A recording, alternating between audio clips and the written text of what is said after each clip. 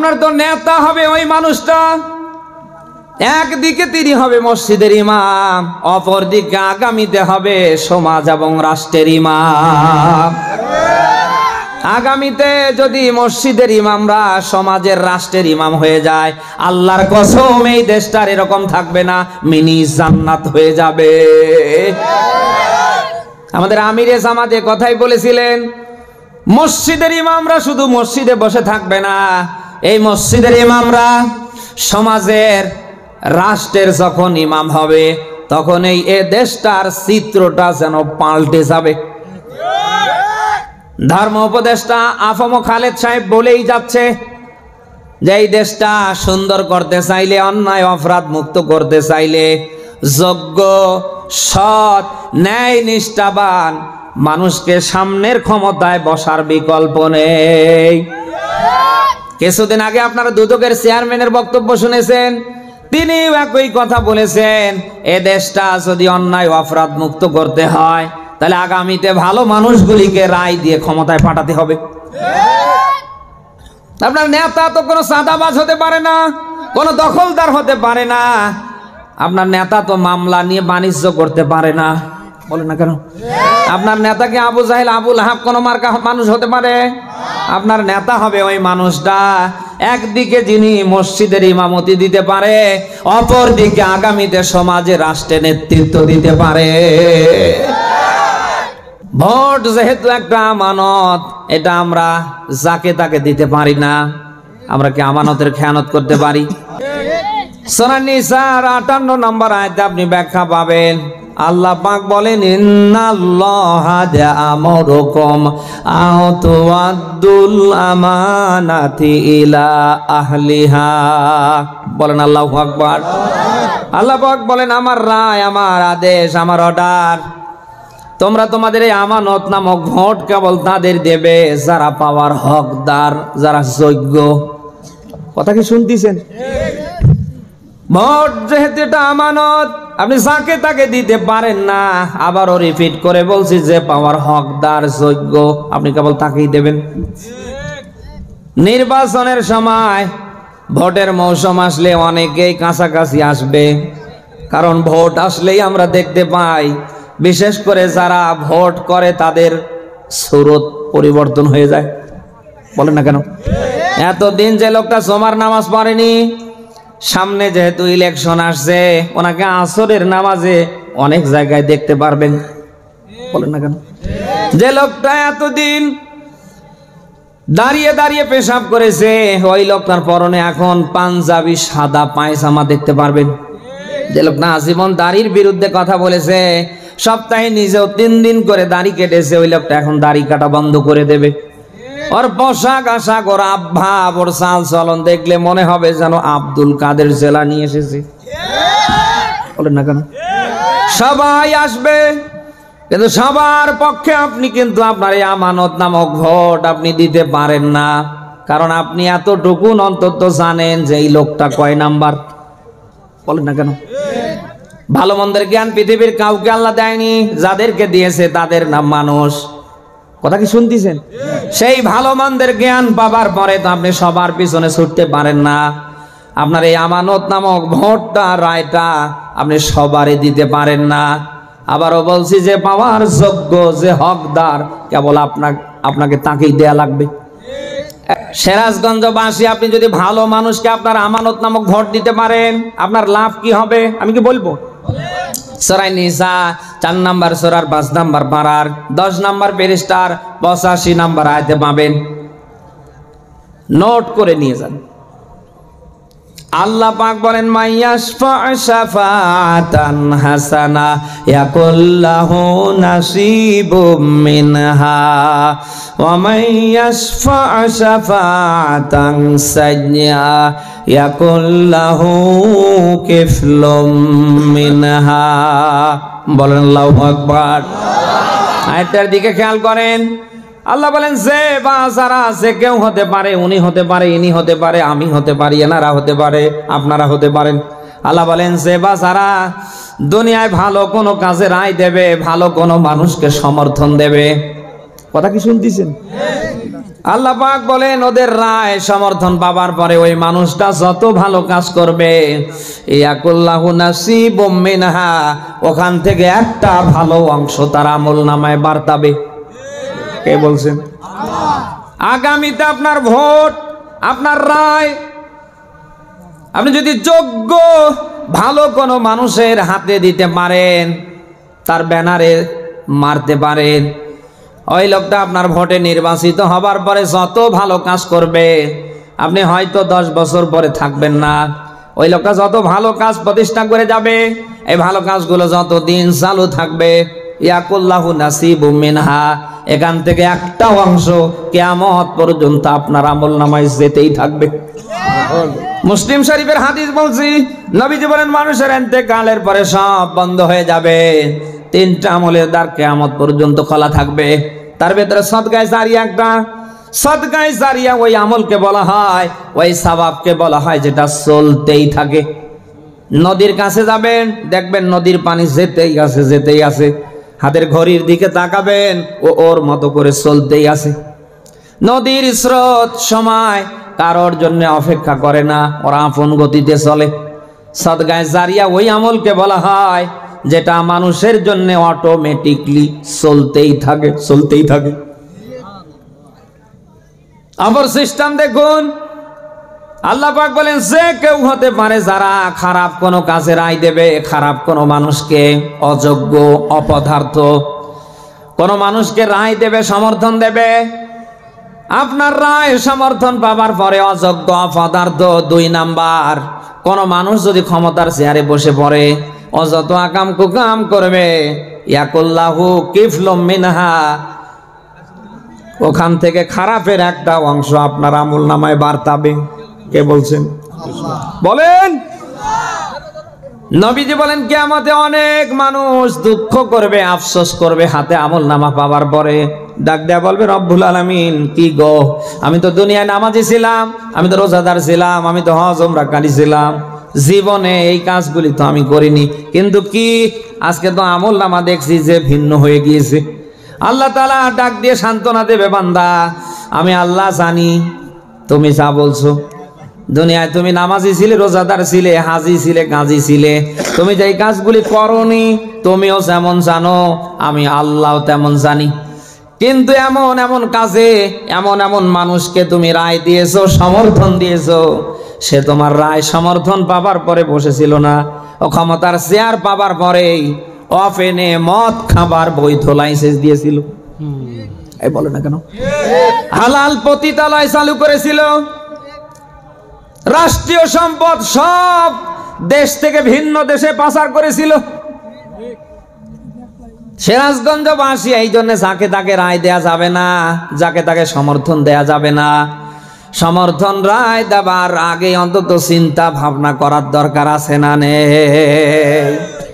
ওটা তো আজ আমাদের নেই, কারণ ভোট আসলে আমাদের কারোর মাথা ঠিক থাকে না। আমরা যারা ভোটার, আমাদের ধান্দা থাকে নাম্বারি নোট। বল না কেন? টাকা নিয়ে ভোট দেন, কে হাত তোলেন তো? আচ্ছা, আপনি 1000 টাকার একটা নোট নিয়ে একটা সাদাবাজরে ভোট দিলেন, কিয়ামতে কি মনে হয় আপনার? এই হাত তো চুপ থাকবে নাকি? হ্যাঁ, ওই দিন আল্লাহ মানুষের মুখ বন্ধ করে দেবে, মুখ কথা বলবে না। মানুষের হাত আল্লাহর সাথে কথা বলবে। আল্লাহ ডাক দেয়া বলবে, বান্দার হাত বল, তোরে দিয়ে আমার বান্দা কি কি করেছে। হাত তখনই বলে দিবে, আল্লাহ ভোটের সিজন আসলে 8-10 জনের কাছে নাম্বারি নোট নিয়েছে। আপনি কি শুনতেছেন? এখন যদি বলেন হুজুর এটা কোরআন শরীফের কথায় আছে, হ্যাঁ অবশ্যই আছে। সূরা ইয়াসিন 36 নাম্বার, সূরা 23 নাম্বার, পারার 3 নাম্বার পৃষ্ঠার 65 নাম্বার আয়াতে পাবেন, আল ইয়াউমা নাখতিমু আলা আফওয়াহিহিম ওয়া তুকাল্লিমুনা আইদিহিম ওয়া তাশহাদু আরজুলুহুম বিমা কানু ইয়াকসিবুন। বলেন আল্লাহু আকবার। আল্লাহ পাক বলেন ওই দিন তথা কিয়ামতের দিন আমি মানুষের মুখ বন্ধ করে দেব, মুখ আর কথা বলবে না। বান্দার হাত আমার সাথে কথা বলবে। আল্লাহ যখন জিজ্ঞেস করবে বান্দার হাত তোরে দিয়ে কি কি ভরেছে সব যেন বের করে ফেলবে। আল্লাহ ডাক দিয়া বলবে বান্দার পা বল তোরে দিয়ে কোথায় কোথায় গিয়েছে। পা ডাক দিয়া বলবে আল্লাহ এই দেশে যারা সাদাবাজ, যারা হারামখোর হারামজাদা, যাদের চরিত্র দিনে একরকম রাতের বেলা হয়ে যায় আর এক রকম, আল্লাহ এই পা দিয়ে শুধু টাকার ধান্দায় ওর পিছনে ছুটেছি। ও নিজেও জেনেছিল এর চরিত্র কুত্তার চেয়েও নিকৃষ্ট, জানার পরে ওর পক্ষে স্লোগান দিয়েছিল নেতার চরিত্র ফুলের চেয়েও পবিত্র। না এরকম মানুষ নেই? আপনি কি জবাব দেবেন বলেন তো?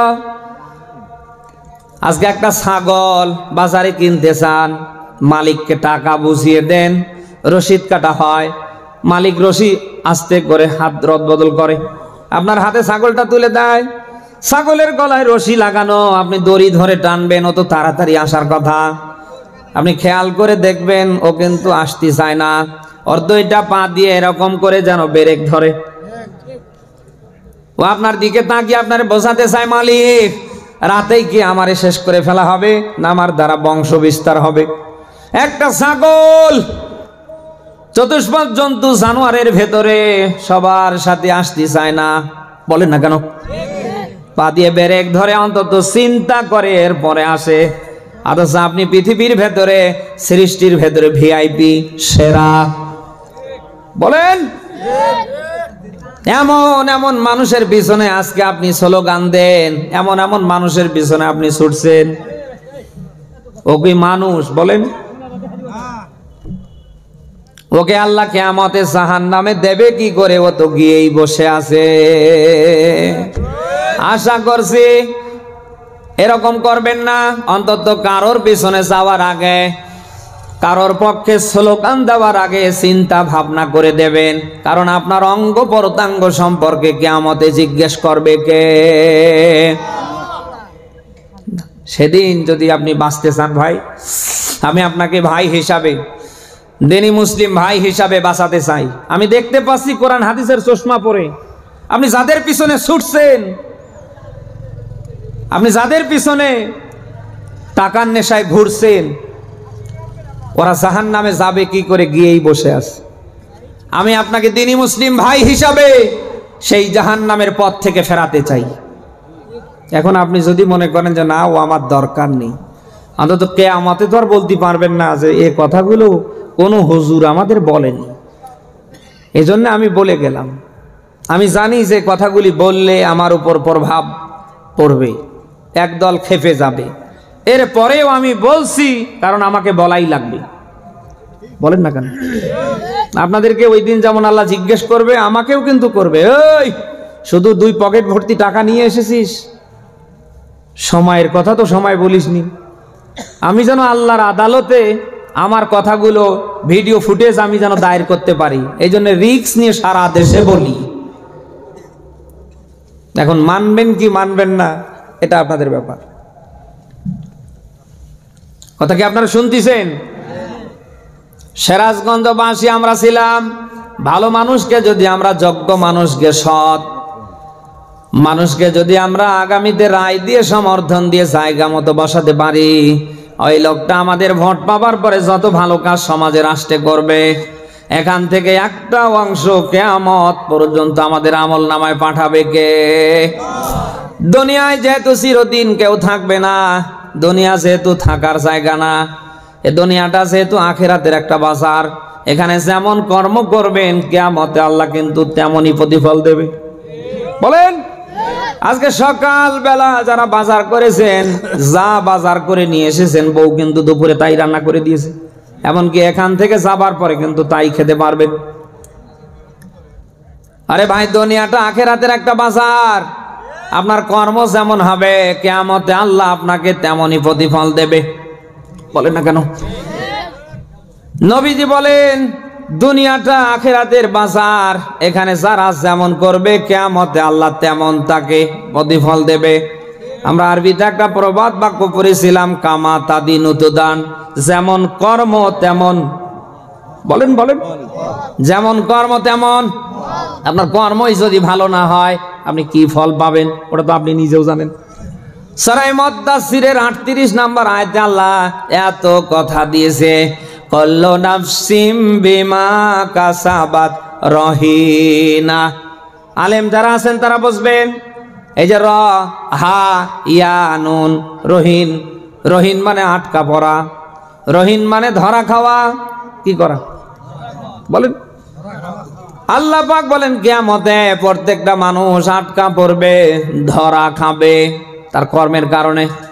যার কর্ম যেমন হবে কিয়ামতে তাকে তেমন প্রতিফল দেবে কে? সিরাজগঞ্জবাসী, আমার হিসাব যেহেতু আপনি দেবেন না, আপনার হিসাব যেহেতু আমি দেব না, সবার হিসাব যেহেতু সবাইকে দেয়া লাগবে, এই জন্য যা করছেন অন্তত চিন্তা ভাবনা করেন। কোথায় ছুটছেন, কার পিছনে ছুটছেন, কাকে মানছেন, কাকে ফলো করছেন, অন্তত পা ফেলার আগে চিন্তা ভাবনা করে করবেন।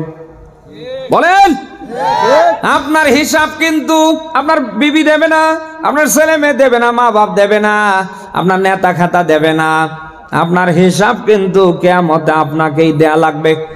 এই মুহূর্তে যদি আপনার চোখ দুইটা বন্ধ হয়ে যায়, আপনার কবরে কিন্তু আপনাকেই যাওয়া লাগবে। বলেন না কেন? যাদের জন্য আজ এত কিছু করছেন কেউ যাবে? বলেন, তাহলে আপনার কবরে আপনাকেই যাওয়া লাগবে, আপনার হিসাব ও কিয়ামতে আপনাকেই দেয়া লাগবে। অতএব যা করছেন একটু ঠান্ডা মাথায় চিন্তা ভাবনা করে করেন, আগামীতে কি করার দরকার আর আপনি কি করছেন। দিনী ভাই হিসাবে, মুসলিম ভাই হিসাবে আপনাকে আহ্বান করছি, এখনো সময় আছে, ফিরে আসেন। হয়তো আজরাইল আসতে বাকি আছে, ও ছাতা যদি একবার চলে আসে আর ফেরার সুযোগ থাকবে না। আপনি কি দেখতে পাচ্ছেন না কত ভালো মানুষ রাতের বেলা খেয়ে দিয়ে ঘুমিয়ে যায়, ওনার আর সকাল হয় না। সকাল 8টার ভেতরে পুরো এলাকায় ছড়িয়ে পড়ে, অমুক আর নেই। সব মানুষের মুখে যেন একটাই আওয়াজ, ইন্না লিল্লাহি ওয়া ইন্না ইলাইহি রাজিউন। কিসের ধান্দায় কি করছেন? আজকে রাত আপনার আমার জন্য আল্লাহ বরাদ্দ দিয়েছে। ওরে ভাই, সকাল তো হতে নাও পারে। বলেন না কেন? কিসের বাহাদুরি করেন, কিসের মাস্তানি করেন, কিসের ক্ষমতা দেখান? একটা বারের জন্য কি চিন্তা ভাবনা হয় না যে আমার করার কথা কি আর আমি করছি কি? কার পিছনে থাকার কথা আর আমি কার পিছনে আছি? আমার নেতা কোন মানুষটা হবে আর হয়ে আছে কে? বলেন না কেন? আপনি 5 ওয়াক্ত নামাজ পড়েন, রমজানে রোজা রাখেন, আপনার সুন্নতি পোশাক আশাক দেখলেই মনে হয় আপনি জান্নাত থেকে পালিয়ে এসেছেন। আপনাকে আমি বলছি, আপনার নেতা কি দাড়ি কাটা, সপ্তাহে সপ্তাহে 3 দিন ক্লিন শেভ করা কোন নেতা হতে পারে? বেনামাজি আপনার কোন নেতা হতে পারে? আপনি একজন হাজি মানুষ, কোন পাঁচই আপনার নেতা হতে পারে? অথচ আপনি আজ নামাজ পড়ছেন, রোজা রাখেন, আপনার পোশাক আশাক দেখলে মনে হয় যে না জানি কি। অথচ আপনি এমন এমন মানুষ রে নেতা হিসাবে মানছেন, আপনি আইডল হিসাবে মানছেন। আপনি দেখেন তো আর ভেতরে কিছু আছে? বলেন, আপনার তো নেতা হবে ওই মানুষটা, একদিকে তিনি হবে মসজিদের ইমাম, অপরদিকে আগামীতে হবে সমাজ এবং রাষ্ট্রের ইমাম। আগামীতে যদি মসজিদের ইমামরা সমাজের রাষ্ট্রের ইমাম হয়ে যায়, আল্লাহর কসম এই দেশটার এরকম থাকবে না, মিনি জান্নাত হয়ে যাবে।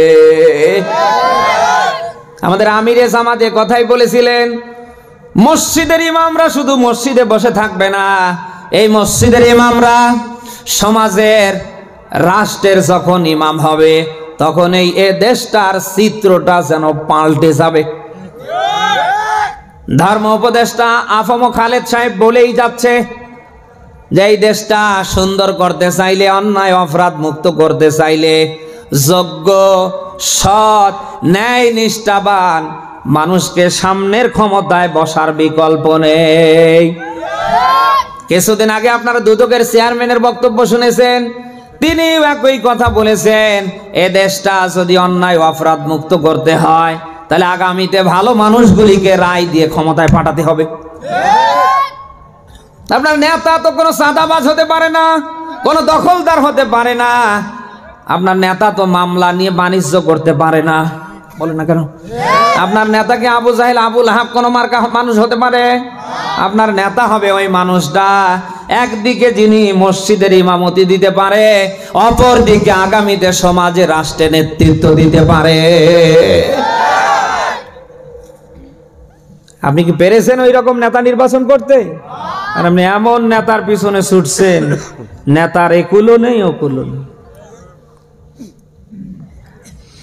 সিরাজগঞ্জবাসী আমি যে কথাই ছিলাম, কত ভালো মানুষ রাতের বেলা খেয়ে দিয়ে ঘুমিয়ে যায়, ওরার জন্য সকাল হয় না। আমরা আজকে রাতটা পেয়েছি, আমাদের জন্যও তো সকাল নাও হতে পারে। কি নিয়ে যেতে পারবো আমরা? কি দেবে এই সমাজের মানুষ? কি দেবে আমার পরিবার? আমি তো আইছি একা, আমি তো যাব একা। আসার বেলায় যেমন এসেছি একা, আমি তো যাবার বেলাও যাব একা। এত সুন্দর নামি দামি পোশাকটা পর্যন্ত আপনারাই রাখবেন না, বলেন না কেন? আমার দামি জুতো রাখবেন না, মোজাটা পর্যন্ত টান দিয়ে খুলে ফেলবেন। মুহূর্তের ভেতরে ঠান্ডা পানি গরম করে গোসল দেওয়ার পরে স্টিলের একটা খাটে শোয়ায় রাখবেন। যে গাড়িতে চড়ে এসেছি ও গাড়িটা পর্যন্ত আর আমার ওঠার সুযোগ হবে না, আপনারাই বরাদ্দ করবেন লাশবাহী অ্যাম্বুলেন্স। একটা বার বিবেক জাগ্রত হয় না? কিসের ধান্দায় কি করছেন, কি করার দরকার, আর আপনার হচ্ছেটা কি? কারে সমর্থন রায় দেবার কথা, কার পিছনে থাকার কথা, আর আপনি আছেন কার পিছনে? আশা করছি এখনো ফিরে আসবেন। আপনি যদি আপনার ভুল বুঝতে পেরে ওই পথ থেকে নিজেকে ফেরাতে পারেন, এতদিন যত অপরাধ করেছেন কোনো অপরাধ আল্লাহ রাখবে না, সব যেন মাফ করে দেবে। আপনাদের শিক্ষার জন্য বলছি, খালিফাতুল মুসলিমিন হযরত ওমর ইসলাম কবুল করবার আগে দারুন নাদওয়ার পার্লামেন্টে যখন সিদ্ধান্ত হলো আব্দুল্লাহর বেটা মুহাম্মদকে কে মারতে পারবে, হাত উঠাও। ওই সময় কারোর হাত ওঠেনি, শুধু একমাত্র হাত উঠেছিল ওমরের। শুনতেছেন? রাসূলকে হত্যার মতো কাজটা ওমর ওই সময় হাতে নিয়েছিলেন। এই আল্লাহর লীলা খেলা। সেই ওমর রাসূলের কাছে গিয়ে তরবারি জমা দিয়ে কালমা পড়ে মুসলমান হয়েছিলেন। কোরআনকে হাতে নিয়ে ওমর স্পষ্ট ভাষায় বলেছিলেন, হে রাসূল, শুধু কোরআন আর আমাদের মাঝে সীমাবদ্ধ থাকবে না, এটা আজকে থেকে ওপেনে প্রচার হবে। এর যারা বিরোধিতা করার জন্য আসবে, এটাকে যারা ঠেকানোর জন্য আসবে, তারা যেন স্ত্রী এবং পরিবারের কাছে দোয়া নিয়ে এখানে আসে। যে ওমর রাসূলকে হত্যার মতো কাজটা হাতে নিলেন, সেই ওমর তরবারি রাসূলের পায়ের নিচে রেখে কালমা পড়ে মুসলমান হলেন। আল্লাহর কোরআনের কাছে আসলেন, কোরআনের পথ ধরলেন। কোরআন প্রচারে ওমর দ্ব্যর্থহীন কণ্ঠে আওয়াজ দিলেন, কারোর যদি স্ত্রীকে বিধবা করবার আশা থাকে, আমি ওমরের সামনে যেন এসে দাঁড়ায়। আল্লাহ তাআলা ওমরের জীবনের সব অপরাধ 1 নম্বরে মাফ করে দিলেন। 2 নম্বরে 10 জন সাহাবী দুনিয়া জান্নাতের সার্টিফিকেট পেয়েছিলেন, আল্লাহ ওমরের নাম 2 নম্বরে দিলেন। 3 নম্বরে কোরআনে অনেক আয়াত আল্লাহ ওমরের শানে নাজিল পর্যন্ত করে দিয়েছে। এমন সম্মান, এমন মর্যাদা আল্লাহ ওমরের মারিয়ে দিয়েছিলেন যে রাস্তা দিয়ে বের হতো 70 দিন শয়তান যাবার সাহস পেত না। একদিন এক মদখোর মদ খাবার পরে মদের একটা বোতল নিয়ে মনের আনন্দে আসছে। প্রতিমধ্যে চোখ সামনের দিকে তাকিয়ে দেখে খালিফাতুল মুসলিমিন ওমর মদখোর, বড় টেনশনে পড়ে গিয়েছে। তো ওমর না, এ তো জ্যান্ত রাষ্ট্রের আজরাইল, আজকে ধর গলার জায়গায় গলা থাকবে না। মদখোর ডাক দিয়া বললেন, আল্লাহ, এতদিন যত মদ খেয়েছি, কথা দিছি অন্তত ওমর থেকে বাঁচাও, আর জীবনে মদের বোতল হাতে নিব না। ওমর কাছাকাছি আসছেন, যুবকের কলিজার পানি যেন তত শুকিয়ে যাচ্ছেন। হযরত ওমর একেবারে নিকটবর্তী হলেন, কারণ সে দূর থেকেই বুঝতে পেরেছিলেন এটা মদখোর। একবার পরে আর একবার। মদ খেলে মানুষের মস্তিষ্ক বিকৃত হয় না? হ্যাঁ, শরীর স্থির থাকে না। হযরত ওমর কাছে আসলেন, ধমক দিলেন, এই বেটা, এটা কি? ও কথা বলে না। ও বলবে কি করে, কারণ ও জানি এসেছে তা তো মদ। আর ওমরের রাষ্ট্রে কেউ মদ খেলে ওর কল্লা থাকে? হ্যাঁ, চোখ খোলে না, এই চোখ খোল, চোখ খোলে না। চোখ খোলা মাত্র ওই বোতলের দিকে তাকিয়ে দেখে মদ নেই, সব যেন সাদা দুধ হয়ে গিয়েছে। হযরত ওমর নিজেকে কন্ট্রোল করতে পারছিলেন না। ও চাচা, কি চাচা, ও চাচা, চাচা তো ফিরেও তাকায় না। মুরব্বী মানুষ তো। হযরতে ওমর নিজেকে কন্ট্রোল করতে পারছিলেন না। এই বেটা দেখে বোতলে কি? হযরত ওমর দেখছেন যেন সাদা দুধে ভরা। হযরত ওমর রাদিয়াল্লাহু তাআলা আনহু নিজেকে কন্ট্রোল কোনোভাবে করতে পারছিলেন না। সবশেষে তিনি বোতলের কাঁকটা খুললেন, হাতে ঢাললেন, দেখে যেন একেবারে গরম টাটকা দুধ। ওমর ডাক দিয়ে বললেন, যুবক সত্যি করে বল, কি এমন আমল করেছিস? যুবক তখন এই মুস্কি হাসি দিয়ে বলে, খালিফাতুল মুসলিমিন, আমি আপনার হাত থেকে বাঁচার জন্য পৃথিবীর কাউরে ডাক দেইনি, শুধু একমাত্র আরশের মালিক আল্লাহরে ডেকেছিলাম। কি বলেছিলি? মদ খাওয়ার কথাগুলি যেন বলছিলেন খালিফাতুল মুসলিমিন। আমি আমার আল্লাহরে বলেছি, আল্লাহ, জীবনে অনেক মদ খেয়েছি, আর মদের বোতল হাতে নেব না, শুধু ওমর থেকে বাঁচাও। হযরত ওমর যুবককে কাছে নিলেন, আলিঙ্গন করলেন, চুমু খেলেন, মাথায় হাত বুলে দোয়া করলেন, যুবক, যে আল্লাহ মদকে দুধ বানিয়ে দিতে পারে, ওই আল্লাহরে জীবনে আর ভুলবা না। এত সম্মান, এত মর্যাদা আল্লাহ ওমরের মারিয়েছে শুধু কোরআনের কাছে আসার কারণে। এতদিন আপনি রং পথে ছিলেন, ভুল পথে ছিলেন। যাদের মান্য করার কথা, যাদের নেতৃত্ব গ্রহণের কথা, যাদের পিছনে থেকে হাত শক্ত করার কথা, আপনি থাকতে পারেননি। আপনি তো নিজেও বুঝতে পেরেছেন না, এ তো মানুষ না, এ তো কলেরা, এ আমারে বাঁচাবে কি করে, এ তো নিজেই বিপদে পড়ে আছে। বলেন না কেন? আল্লাহ, আমি অন্যায় করেছি, ভুল করেছি, এতদিন রং পথে ছিলাম, মাফ করে দাও। কোরআনের মাহফিল আল্লাহর কসম করে বলছি, অবশ্যই আমার আল্লাহ মাফ করে দেবে। আপনাদের কি মনে হয় আল্লাহ মাফ করবে না? তিনি মাফ করার জন্য বসে আছেন। প্রতিদিন রাতের 1/3 তিনি আসমানে নেমে আসেন, প্রথম আসমানে। তা এসে বলেন, কে আসো, আমার কাছে ক্ষমা চাও। কে আসো, আমার কোরআনের পথে আসো, ইসলামের পথে আসো, সঠিক পথে আসো। ওয়ান্না হাযা সিরাতি মুস্তাকিমা, আমার একমাত্র সঠিক পথ কোরআনের পথ, ইসলামের পথ, এই পথে আসো। কে ডাকে? যারাই আসে খুশি হয় কে? মায়ের বাপের সন্তান হারিয়ে গেলে ওই সন্তান যদি আবার ব্যাগ আসে, মা বাবা খুশি না নারাজ? খুশি। মানে অনেকে গরু পর্যন্ত জবাই করে মানুষকে খাওয়ায়। নবীজি বলেন, কেউ অন্যায় অপরাধ ছেড়ে দিয়ে খারাপ পথ থেকে ভালোর পথে যদি আসে, মা বাবার হারিয়ে যাওয়া সন্তান মা বাবা ফিরে পেলে যতটুকুন না খুশি হয়, তার চেয়ে আল্লাহ কোটি কোটি গুণ বেশি খুশি হয় যখন তার আদরের বান্দা বান্দিরা অপরাধ অন্যায় বুঝতে পেরে আল্লাহর দিকে ফিরে আসে। অন্যায় অপরাধ করা আপনার আমার কাজ, ক্ষমা করা কার কাজ? অন্যায় অপরাধ করতে আমি ভালোবাসি, আপনি ভালোবাসেন, ক্ষমা করতে ভালোবাসে কে? 99 ভাগ মহব্বত তো আল্লাহর হাতে ভাই। 1 ভাগ মহব্বত তামাম সৃষ্টির ভেতরে। এই মুহূর্তে আমার কিছু হলে আপনারাই ঠিক থাকতে পারবেন না। কোথায় নীলফামারী আর কোথায় সিরাজগঞ্জ? এ তো বাড়ির পাশে নাকি? যেমন 1 ভাগ মহব্বতের কারণে আপনাদের সাথে আমার যদি এইরকম সম্পর্ক হয় যে আল্লাহর হাতে 99 ভাগ মহব্বত মজুদ আছে, সেই আল্লাহ কি আপনার বসে আছে? হ্যাঁ, আপনাদের চেয়ে মনে হয় আল্লাহর মহব্বত আমার প্রতি কম। আমার স্ত্রী, আমার মা বাবা, আমার ছেলে মেয়ের মহব্বতের চেয়ে আল্লাহর মহব্বত কি কম নাকি? সেই 99 ভাগ মহব্বত আল্লাহ হাতে নিয়ে বসে আছে, বারবার তাকিয়ে আছে। বান্দা এতদিন যা করেছে অসুবিধা নেই, এখনো সময় আছে, অমরের মতো যেন ফিরে আসে। আপনি যদি ফিরতে পারেন, সত্যি সত্যি অমরের মতো আল্লাহ আপনাকেও বানিয়ে দেবে। আমি প্রায় বলি, ওই যে এক মূর্তি পূজক ছিল।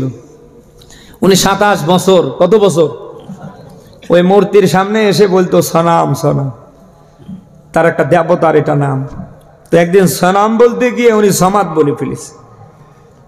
হঠাৎ করে তার কানে আওয়াজ এসেছে, লাব্বাইকে ইয়া আবদি, বান্দা আমি হাজির। মূর্তি পূজক হতভম্ব, 27 বছর, বুড়ো হয়ে গেলাম, কে ডাকে সাড়া দেয়?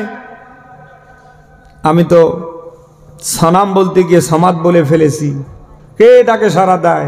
না, উনি সামনে পেছনে ওপরে নিচে, না কাউকে খুঁজে পায় না। উনি এবার আবার ইচ্ছা করে সনাম না বলে সমাদ বলে ডাক দিল। আবার উপর থেকে কে যেন ডাকের সাড়া দেয়, লাব্বাইকা ইয়া আবদি, হে বান্দা আমি হাজির। সুবহানাল্লাহ বলতে পারেন না?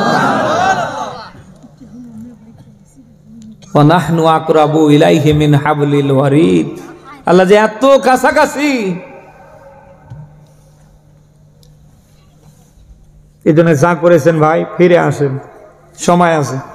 আজরাইল আসলে কিন্তু আর হবে না, সম্ভব না ভাই। কারণ ও ছাতা যদি কারোর কাছে আসে, সে যাই হয় না কেন, গোটা পৃথিবীর মালিক হলেও ওর কাছে কোনো ছাড় নেই। বলেন না কেন?